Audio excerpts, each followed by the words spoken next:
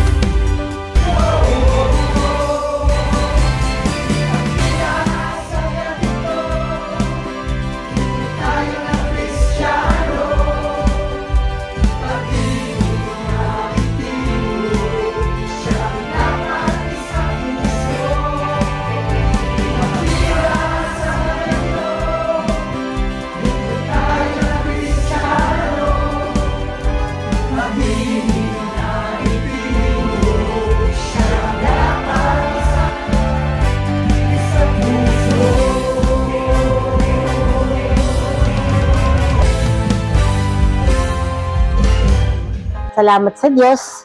Nandito po kami mga kapatid, may pagkakataong pinagkaloob ng Diyos na kayo po ay madalaw. At syempre maharana po kapatid na Medi, no? Sa inyong kaarawan sa Espiritu. Masaya sa puso. May awitan ka talaga. So, malaking bagay yung nadadalaw at naharana. Opo. Ano po yun nakapagbibigay tatag sa pananampalataya, yung sigla, at kung may suliranin, syempre nakakapagbigay pag-asa, no? Opo. Tsaka nararamdaman nyo yung pag-ibig ng mga kapatid. Sa 32 years, no? Kasi tagal na nun, ano? Parang kayo po yung nag-open ang lokal, no? Opo, parang kami nga ilan lang kayo noon. Baka gusto nyo pong i-share sa amin, ano nyo po, paano po nagsimula yun, paano po kayo naano? Nakikinig lang. Opo. Sila tatay, nakikinig sa radyo, ganun. Opo. Tapos naaya kami ni Brad Tito. Sila Brad Tito ang unang na-anib. Opo. Doon sila sumasamba sa Sabang pa noon. Opo. Yung pagkakatatag po ng lokal niya, kayo po yung nag-opening. Opo. Nung mabautismo kaming apat, una nag-prayer meeting kami. Tapos noong sumunod na pagsamba, sa Sabang kami sumasamba.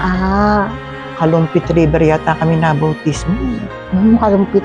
Sa Kalumpit? Oo, doon sa ilog po ng Kalumpit.